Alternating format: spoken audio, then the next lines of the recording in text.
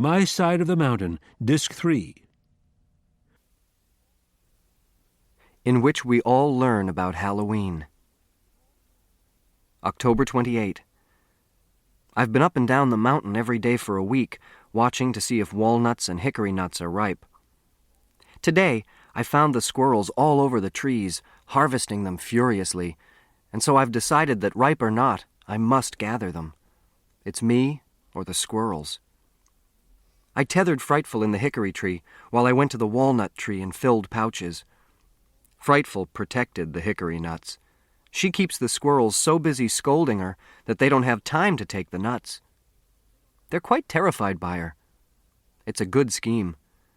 I shout and bang the tree and keep them away while I gather. I've never seen so many squirrels. They hang from the slender branches. They bounce through the limbs. They seem to come from the whole forest. They must pass messages along to each other, messages that tell what kind of nuts and where the trees are. A few days later, my storehouse rolling with nuts, I began the race for apples. Entering this race were squirrels, raccoons, and a fat old skunk who looked as if he could eat not another bite. He was ready to sleep his autumn meal off, and I resented him because he didn't need my apples. However, I didn't toy with him. I gathered what apples I could, cut some in slices, and dried them on the boulder in the sun. Some I put in the storeroom tree to eat right away. They were a little wormy, but it was wonderful to eat an apple again. Then one night, this was all done. The crop was gathered. I sat down to make a few notes when the Baron came sprinting into sight. He actually bounced up and licked the edges of my turtle-shell bowl, stormed Frightful, and came to my feet. "Baron Weasel," I said, "it is nearing Halloween. Are you playing tricks or treats?" I handed him the remains of my turtle soup dinner and, fascinated, watched him devour it. Notes. The Baron chews with his back molars, and chews with a ferocity I haven't seen in him before. His eyes gleam, the lips curl back from his white pointed teeth, and he frowns like an angry man. If I move toward him, a rumble starts in his chest that keeps me back. He flashes glances at me. It's indeed strange to be looked in the eyes by this fearless wild animal. There is something human about his beady glance. Perhaps because that glance tells me something. It tells me he knows who I am and that he doesn't want me to come any closer. The Baron Weasel departed after his feast. Frightful, who was drawn up as skinny as a stick, relaxed and fluffed her feathers, and then I said to her, "See? He got his treats. No tricks." Then something occurred to me. I reached inside the door and pulled out my calendar stick. I counted. 28, 29, 30, 31. Frightful! That old weasel knows. It is Halloween. Let's have a Halloween party. Swiftly, I made piles of cracked nuts, smoked rabbit, and crayfish. I even added 2 of my apples. This food was an invitation to the squirrels, foxes, raccoons, opossums, even the birds that lived around me, to come have a party. When Frightful is tethered to her stump, some of the animals and birds will only come close enough to scream at her. So Bird and I went inside the tree, propped open the flap, and waited. Not much happened that night. I learned that it takes a little time for the woodland messages to get around. But they do. Before the party, I'd been very careful about leaving food out because I needed every mouthful. I took the precaution of rolling a stone in front of my store tree. The harvest moon rose. Frightful and I went to sleep. At dawn, we abandoned the party. I left the treats out, however. Since it was a snappy, gold-colored day, we went off to get some more rabbit skins to finish my winter underwear. We had lunch along the creek, stewed mussels and wild potatoes. We didn't get back until dusk because I discovered some wild rice in an oxbow of the stream. There was no more than a handful. Home that night, everything seemed peaceful enough. A few nuts were gone, to the squirrels, I thought. I baked a fish in leaves and ate a small, precious amount of wild rice. It was marvelous. As I settled down to scrape the rabbit skins of the day, my neighbor, the skunk, marched right into my campground and set to work on the smoked rabbit. I made some Halloween notes. The moon is coming up behind the aspens. It's as big as a pumpkin and as orange. The winds are cool. The stars are like electric light bulbs. I'm just inside the doorway with my turtle shell lamp burning so that I can see to write this. Something is moving beyond the second hemlock. Frightful is very alert, as if there are things all around us. Halloween was over at midnight last night, but for us, it's just beginning. That's how I feel anyhow, but it just may be my imagination. I wish Frightful would stop pulling her feathers in and drawing herself up like a spring. I keep thinking that she feels things. Here comes Jesse C. James.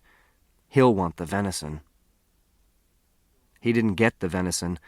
There was a snarl, and a big raccoon I've never seen walked past him, growling and looking ferocious. Jesse C. stood motionless, I might say scared stiff. He held his head at an angle and let the big fellow eat. If Jesse so much as rolled his eyes, that old coon would sputter at him. It grew dark, and I couldn't see much.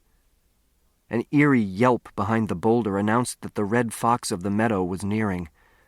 He gave me goosebumps. He stayed just beyond my store tree, weaving back and forth on silent feet. Every now and then he'd cry, a wavery, owl-like cry.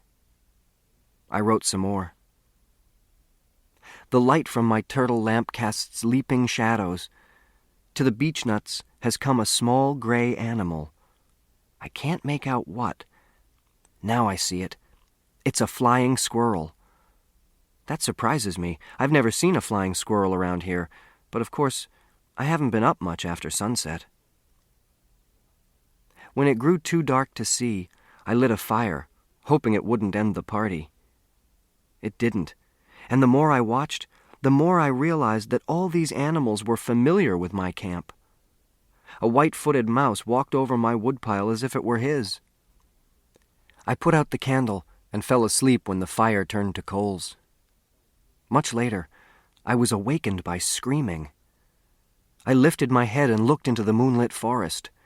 A few guests, still lingering at the party, saw me move and dashed bashfully into the ground cover. One was big and slender. I thought perhaps a mink.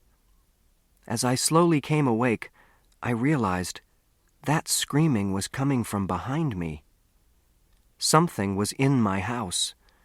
I jumped up and shouted, and 2 raccoons skittered under my feet. I reached for my candle, slipped on hundreds of nuts, and fell. When I finally got a light and looked about me, I was dismayed to see what a mess my guests had made of my treehouse. They had found the cache of acorns and beechnuts and had tossed them all over my bed and floor. The party was getting rough.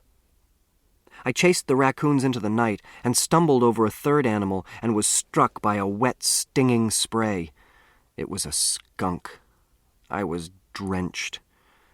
As I got used to the indignity and the smell, I saw the raccoons cavort around my fireplace and dodge past me. They were back in my tree before I could stop them. A bat winged in from the darkness and circled the tallow candle. It was Halloween, and the goblins were at work. I thought of all the ash cans I had knocked over on the streets of New York. It seemed utterly humorless. Having invited all these neighbors, I was now faced with the problem of getting rid of them.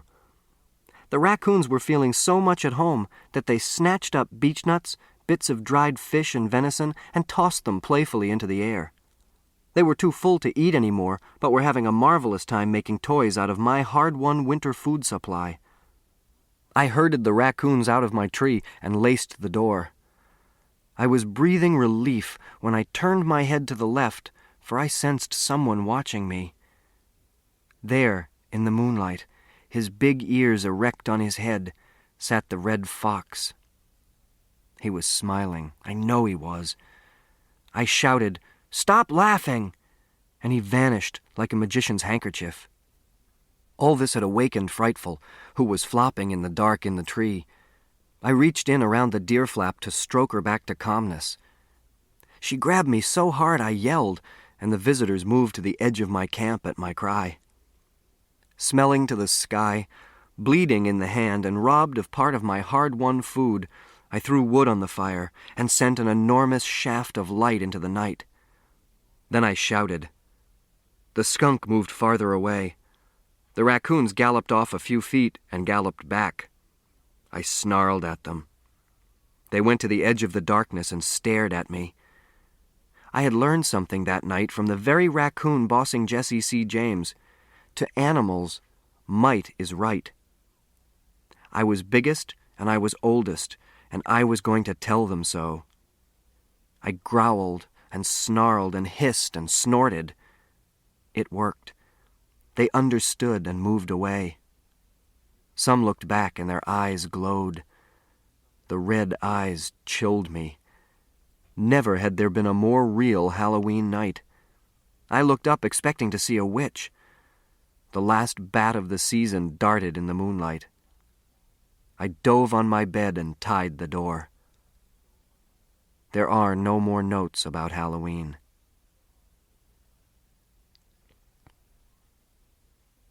In which I find out what to do with hunters. That party had a moral ending. Don't feed wild animals. I picked up and counted my walnuts and hickory nuts. I was glad to discover there was more mess than loss. I decided that I would not only live until spring, but that I still had more nuts than all the squirrels on Gribley's, including flying squirrels. In early November, I was awakened one morning by a shot from a rifle.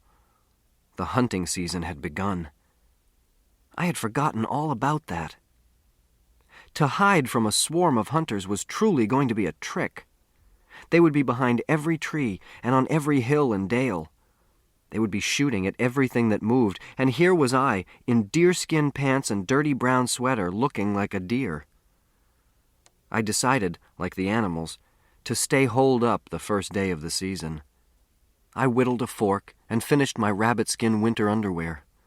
I cracked a lot of walnuts. The second day of the hunting season, I stuck my head out of my door and decided my yard was messy. I picked it up so that it looked like a forest floor. The third day of the hunting season, some men came in and camped by the gorge. I tried to steal down the other side of the mountain to the north stream, found another camp of hunters there, and went back to my tree. By the end of the week, both Frightful and I were in need of exercise. Gunshots were still snapping around the mountain. I decided to go see Miss Turner at the library. About an hour later, I wrote this. I got as far as the edge of the hemlock grove when a shot went off practically at my elbow. I didn't have Frightful's jesses in my hand, and she took off at the blast. I climbed a tree. There was a hunter so close to me he could have bitten me, but apparently he was busy watching his deer.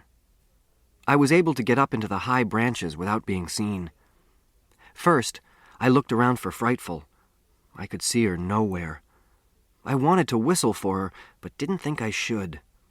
I sat still and looked and wondered if she'd go home. I watched the hunter track his deer. The deer was still running. From where I was, I could see it plainly, going toward the old Gribley farm site. Quietly, I climbed higher and watched. Then, of all things, it jumped the stone fence and fell dead. I thought I'd stay in the tree until the hunter quartered his kill and dragged it out to the road. Then it occurred to me that he wasn't even going to find that deer. He was going off at an angle, and from what I could see, the deer had dropped in a big bank of dry ferns and would be hard to find. It got to be nerve-wracking at this point. I could see my new jacket lying in the ferns and the hunter looking for it. I closed my eyes and mentally steered him to the left. Then, good old Frightful. She had winged down the mountain and was sitting in a sapling maple not far from the deer. She saw the man and screamed. He looked in her direction. Heaven knows what he thought she was, but he turned and started toward her. She rustled her wings, climbed into the sky, and disappeared over my head. I did want to whistle for her, but feared for my deer, myself, and her. I hung in the tree and waited about a half an hour. Finally, the man gave up his hunt. His friends called, and he went on down the mountain. I went down the tree. In the dry ferns lay a nice young buck. I covered it carefully with some of the stones from the fence and more ferns and rushed home. I whistled, and down from the top of my own hemlock came Frightful. I got a piece of birch bark to write all this on, so I wouldn't get too anxious and go for the deer too soon. We'll wait until dark to go get our dinner and my new jacket. I'm beginning to think I'll have all the deer hide and venison I can use. There must be other lost game on this mountain. I got the deer after dark, and I was quite right. Before the season was over, I got 2 more deer in the same way. However, with the first deer to work on, the rest of the season passed quickly. I had lots of scraping and preparing to do. My complaint was that I didn't dare light a fire and cook that wonderful meat. I was afraid of being spotted. I ate smoked venison, nut meats, and hawthorn berries. Hawthorn berries taste a little bit like apples. They're smaller and drier than apples. They also have big seeds in them. The hawthorn bush is easy to tell because it has big red shiny thorns on it. Each day, the shooting lessened as the hunters left the hills and went home.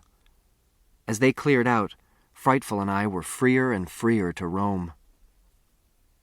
The air temperature was now cold enough to preserve the venison, so I didn't smoke the last 2 deer.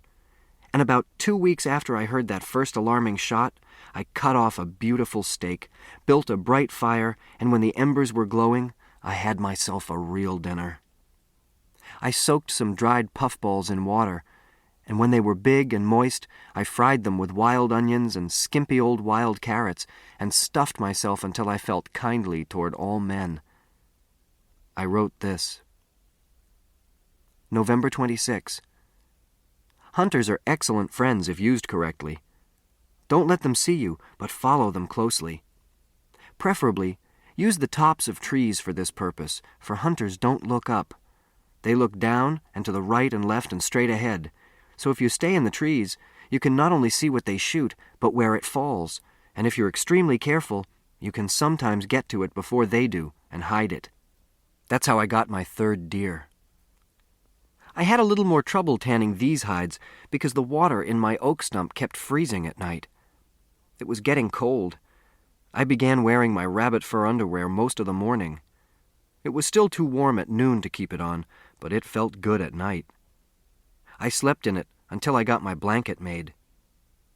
I didn't scrape the deer hair off my blanket. I liked it on. Because I had grown, 1 deerskin wouldn't cover me. I sewed part of another one to it. The 3rd hide I made into a jacket. I just cut a rectangle with a hole in it from my head and sewed on the straight, wide sleeves. I put enormous pockets all over it, using every scrap I had, including the pouches I had made last summer. It looked like a cross between a Russian military blouse and a carpenter's apron, but it was warm, roomy, and, I thought, handsome. In which trouble begins. I stood in my doorway the 23rd of November, dressed from head to toe in deerskins. I was lined with rabbit fur. I had mittens and squirrel-lined moccasins. I was quite excited by my wardrobe. I whistled, and Frightful came to my fist. She eyed me with her silky black eyes and pecked at my suit. "Frightful," I said, "this is not food. It's my new suit. Please don't eat it." She peeped softly, fluffed her feathers, and looked gently toward the meadow. "You're beautiful too, Frightful," I said, and I touched the slate-gray feathers of her back. Very gently, I stroked the jet-black ones that came down from her eyes.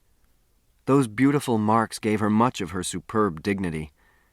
In a sense, she had also come into a new suit. Her plumage had changed during the autumn, and she was breathtaking. I walked to the spring and we looked in. I saw us quite clearly, as there were no longer any frogs to plop in the water and break the mirror with circles and ripples. "Frightful," I said as I turned and twisted and looked. "We'd be quite handsome if it weren't for my hair. I need another haircut." I did the best job I was able to do with a penknife. I made a mental note to make a hat to cover the stray ends. Then I did something which took me by surprise. I smelled the clean air of November, turned once more to see how the back of my suit looked, and walked down the mountain. I stepped over the stream on the stones. I walked to the road. Before I could talk myself out of it, I was on my way to town. As I walked down the road, I kept pretending I was going to the library, but it was Sunday, and I knew the library was closed. I tethered Frightful just outside town on a stump. I didn't want to attract any attention. Kicking stones as I went and whistling, I walked to the main intersection of town as if I came every Sunday. I saw the drugstore and began to walk faster, for I was beginning to sense that I was not exactly what everybody saw every day. Eyes were upon me longer than they needed to be. By the time I got to the drugstore, I was running. I slipped in and went to the magazine stand. I picked up a comic book and began to read. Footsteps came toward me. Below the bottom pictures, I saw a pair of pants and saddle shoes. One shoe went tap, tap. The feet did a kind of hop step, and I watched them walk to the other side of me. Tap, tap, tap again. A hop step, and the shoes and pants circled me. Then came the voice. "Well, if it isn't Daniel Boone." I looked into a face about the age of my own, but a little more puppyish, I thought. It had about the same coloring, brown eyes, brown hair, a bigger nose than mine and more ears, but a very assured face. I said, "Well?" I grinned, because it had been a long time since I'd seen a young man my age. The young man didn't answer. He simply took my sleeve between his fingers and examined it closely. "Did you chew it yourself?" he asked. I looked at the spot he was examining and said, "Well, no. I pounded it on a rock there, but I did have to chew it a bit around the neck. It stuck me." We looked at each other then. I wanted to say something, but didn't know where to begin. He picked at my sleeve again. "My kid brother has one that looks more real than that thing. What you got that on for, anyway?" I looked at his clothes. He had on a nice pair of gray slacks, a white shirt opened at the neck, and a leather jacket. As I looked at these things, I found my voice. "Well, I'd rip anything like you have on all to pieces in about a week." He didn't answer. He walked around me again. "Where did you say you came from?" I didn't say, but I come from a farm up the way. "What'd you say your name was?" "Well, you called me Daniel Boone." "Daniel Boone, eh?" He walked around me once more and then peered at me. "You're from New York. I can tell the accent." He leaned against the cosmetic counter. "Come on now, tell me. Is this what the kids are wearing in New York now? Is this gang stuff?" "I'm hardly a member of a gang," I said. "Are you?" "Out here?" "Nah, we bowl." The conversation went to bowling for a while. Then he looked at his watch. "I gotta go." "You sure are a sight, Boone." "What you doing, anyway? Playing cowboys and Indians?" "Come on up to the Gribley farm, and I'll show you what I'm doing. I'm doing research. Who knows when we're all going to be blown to bits and need to know how to smoke venison." "Gee, you New York guys can sure double talk. What does that mean, burn a block down?" "No, it means smoke venison," I said. I took a piece out of my pocket and gave it to him. He smelled it and handed it back.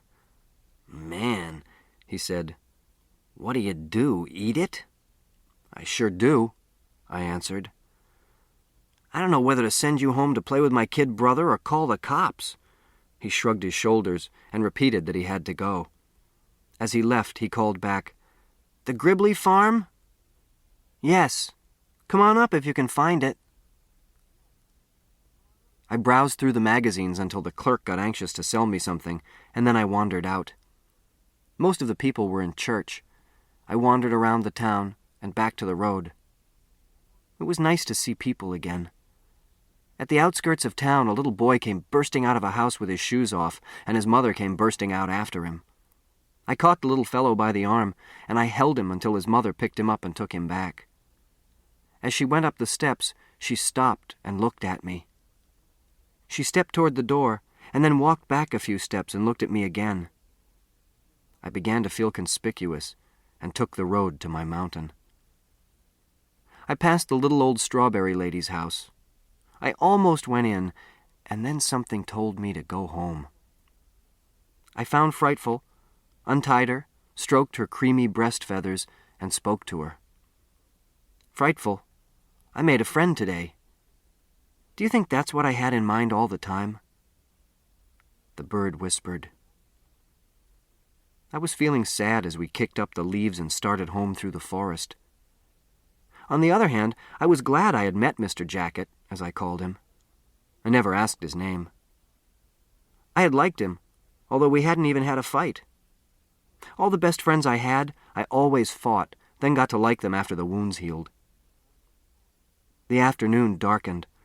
The nuthatches that had been clinking around the trees were silent. The chickadees had vanished. A single crow called from the edge of the road. There were no insects singing.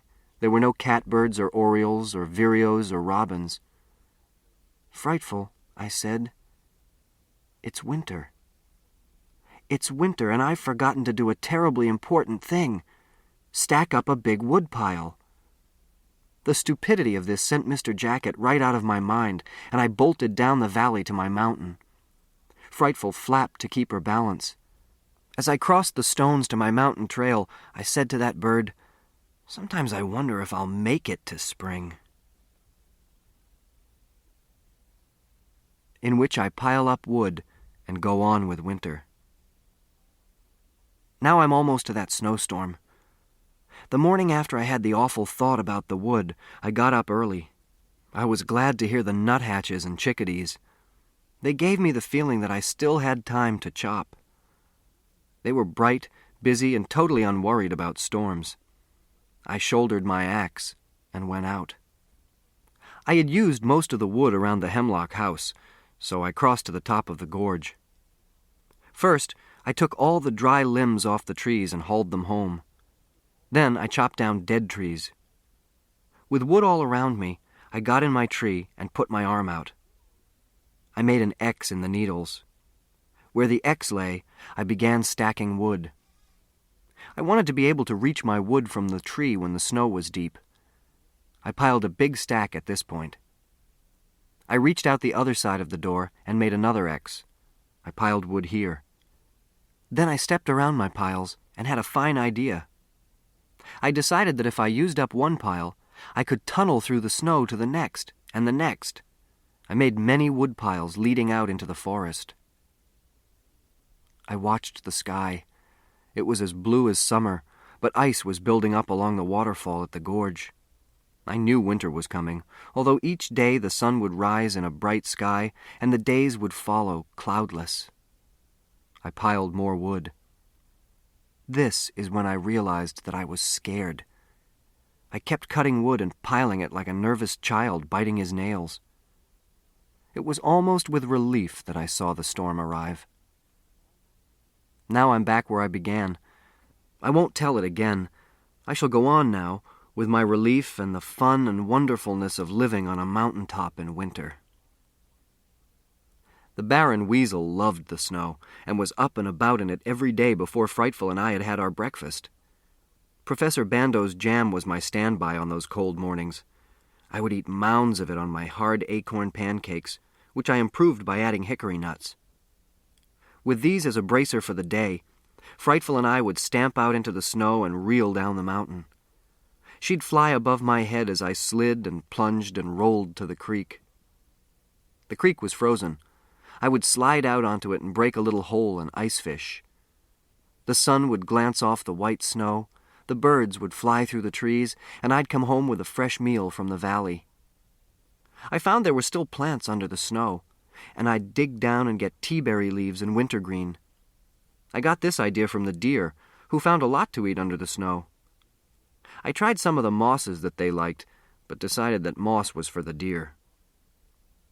Around 4 o'clock, we'd all wander home.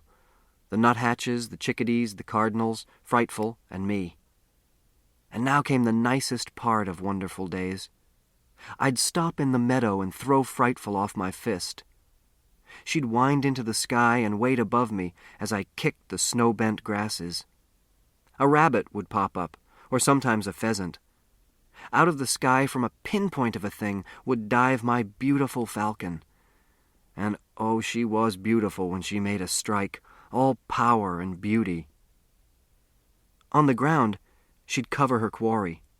Her perfect feathers would stand up on her body, and her wings would arch over the food. She never touched it until I came and picked her up.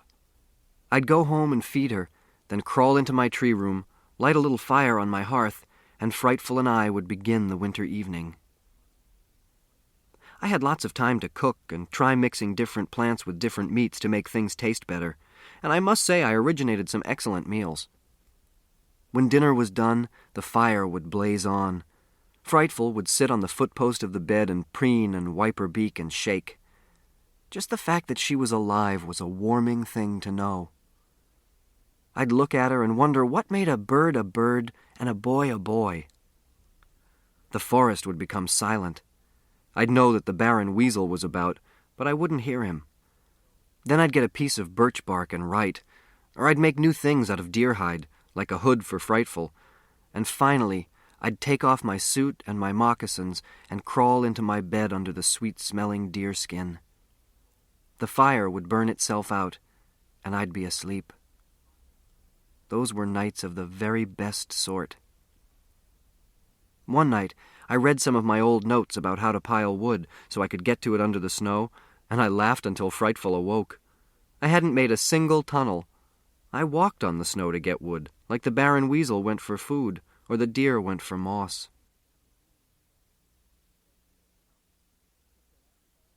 In which I learn about birds and people. Frightful and I settled down to living in snow. We went to bed early, slept late, ate the mountain harvest, and explored the country alone. Oh, the deer walked with us. The foxes followed in our footsteps. The winter birds flew over our heads. But mostly, we were alone in the white wilderness.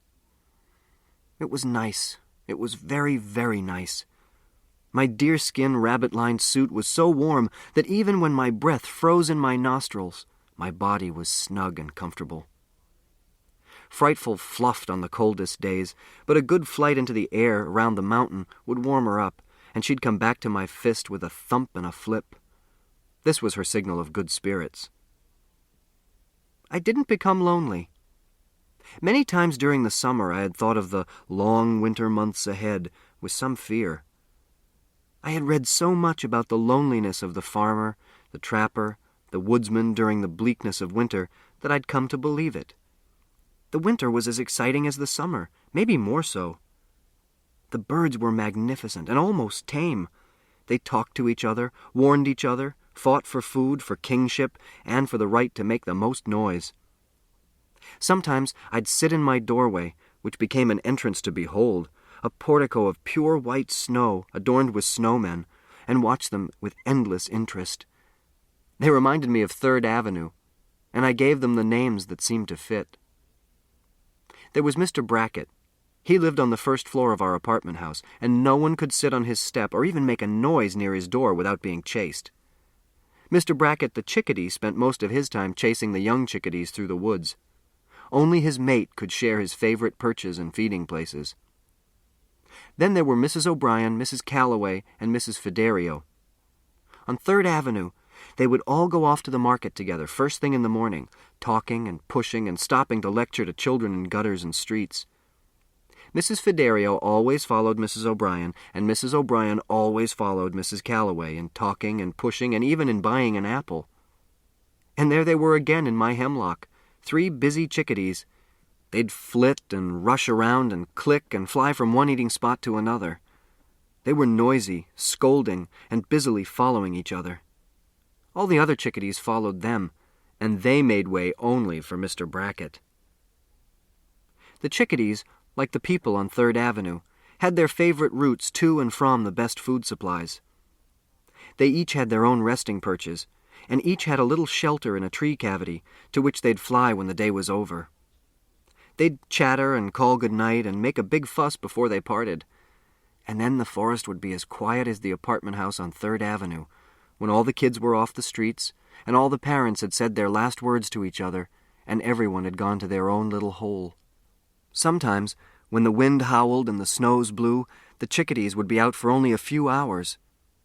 Even Mr. Brackett, who had been elected by the chickadees to test whether or not it was too stormy for good hunting, would appear for a few hours and disappear. Sometimes I'd find him just sitting quietly on a limb next to the bole of a tree, all fluffed up and doing nothing. There was no one who more enjoyed doing nothing on a bad day than Mr. Brackett of 3rd Avenue. Frightful, the 2 Mr. Bracketts and I shared this feeling. When the ice and sleet and snow drove down through the hemlocks, we all holed up. I looked at my calendar pole one day and realized that it was almost Christmas. Bando will come, I thought. I have to prepare a feast and make a present for him. I took stock of the frozen venison and decided that there were enough steaks for us to eat nothing but venison for a month. I scooped under the snow for teaberry plants to boil down and pour over snowballs for dessert. I checked my cache of wild onions to see if I had enough to make onion soup, and set aside some large, firm ground nuts for mashed potatoes. There were still piles of dogtooth violet bulbs and Solomon's seal roots and a few dried apples. I cracked walnuts, hickory nuts, and beech nuts, then began a pair of deer-hide moccasins to be lined with rabbit fur for Bando's present. I finished these before Christmas, so I started a hat of the same materials. 2 days before Christmas, I began to wonder if Bando would come. He had forgotten, I was sure, or he was busy, I said, or he thought that I was no longer here and decided not to tramp out through the snows to find out. On Christmas Eve, Bando still had not arrived, and I began to plan for a very small Christmas with Frightful. About 4:30 Christmas Eve, I hung a small red cluster of tea berries on the deerskin door. I went in my tree room for a sack of beechnuts when I heard a faint, "Hello!" from far down the mountain. I snuffed out my tallow candle, jumped into my coat and moccasins, and plunged out into the snow. Again a "Hello!" floated over the quiet snow. I took a bearing on the sound and bounced down the hill to meet Bando. I ran into him just as he turned up the valley to follow the stream bed. I was so glad to see him that I hugged him and pounded him on the back. "Never thought I'd make it," he said. "I walked all the way from the entrance of the state park. Pretty good, huh?" He smiled and slapped his tired legs.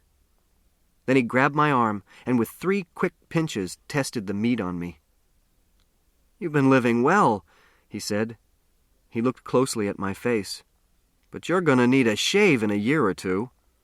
I thanked him, and we sprang up the mountain, cut across through the gorge, and home.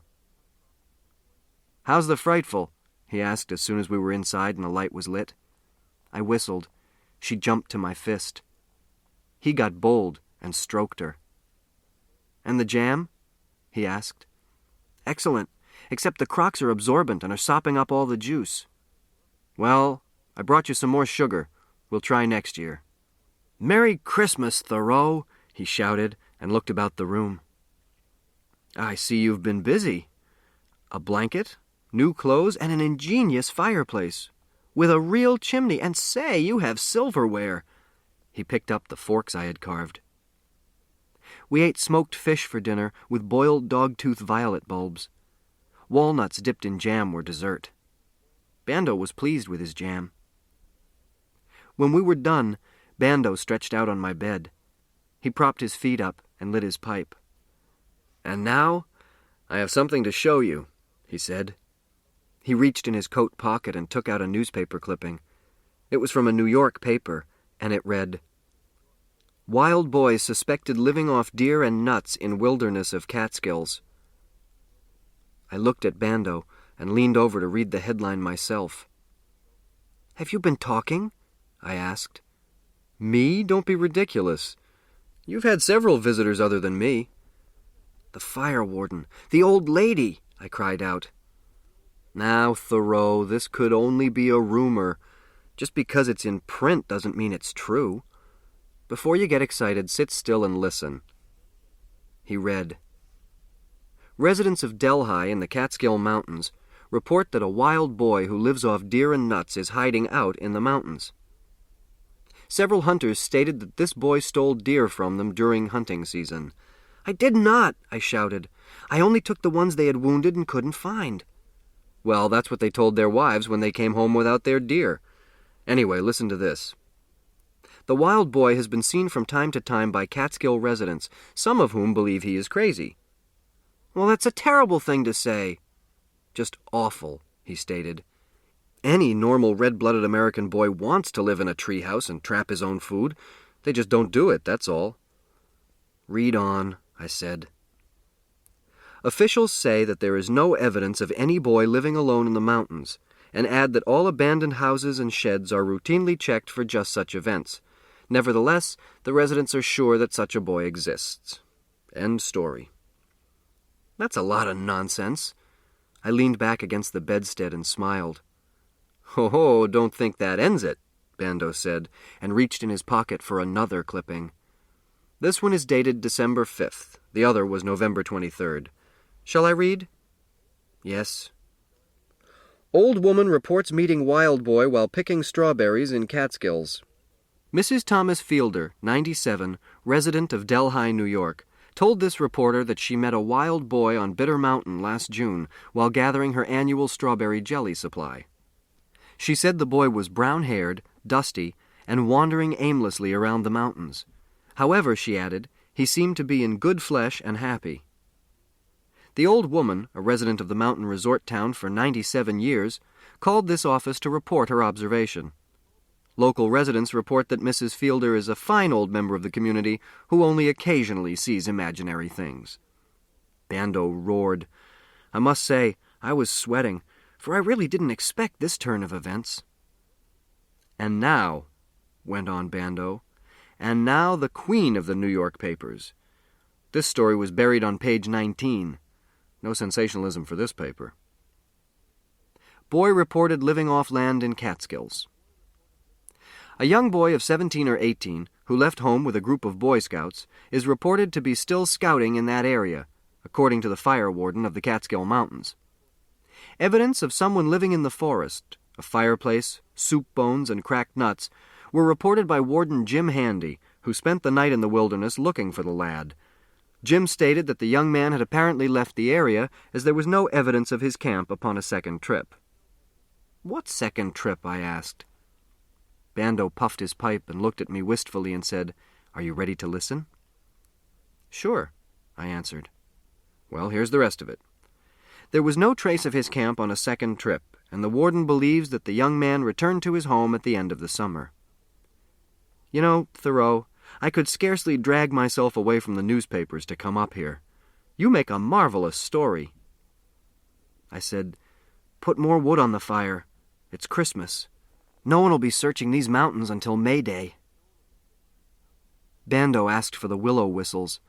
I got them for him, and after running the scales several times, he said, "Let us serenade the ingenuity of the American newspaper man.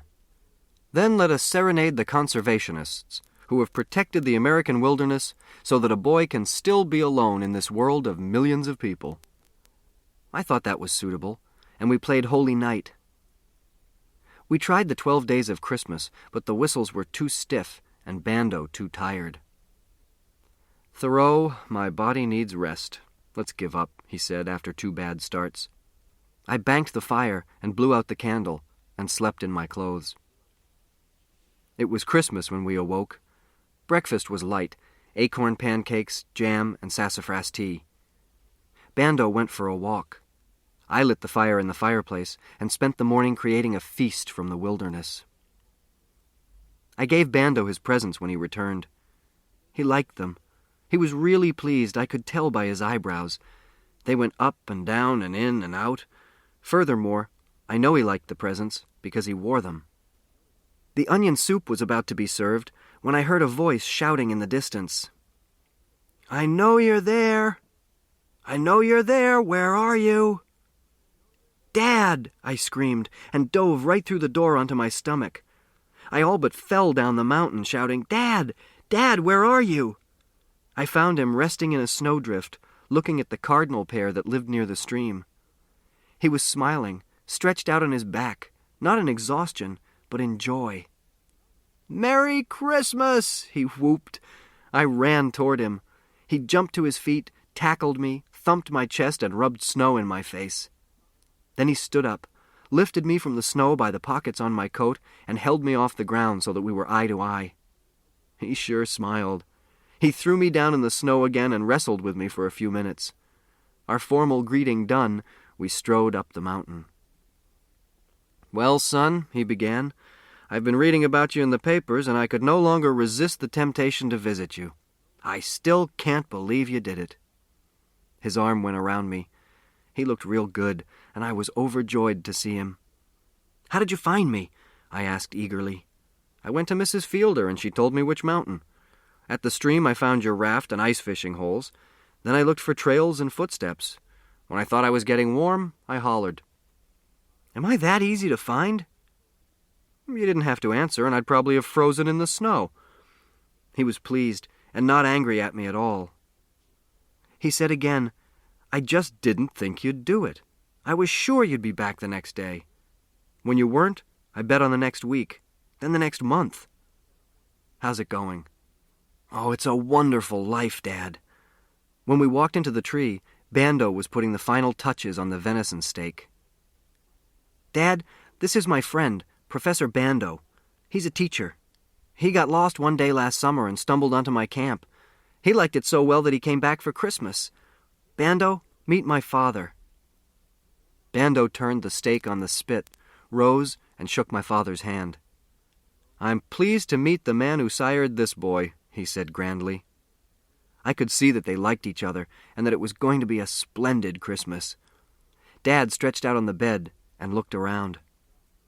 "I thought maybe you'd pick a cave," he said. "The papers reported that they were looking for you in old sheds and houses, but I knew better than that. However, I never would have thought of the inside of a tree. What a beauty! Very clever, son, very, very clever. This is a comfortable bed."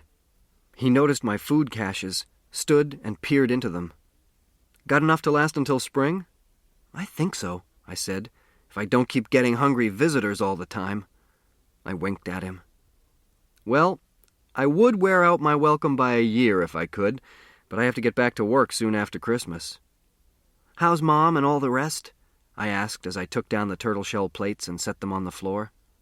"She's marvelous. How she manages to feed and clothe those 8 youngsters on what I bring her, I don't know, but she does it. She sends her love and says that she hopes you're eating well-balanced meals." The onion soup was simmering and ready. I gave Dad his.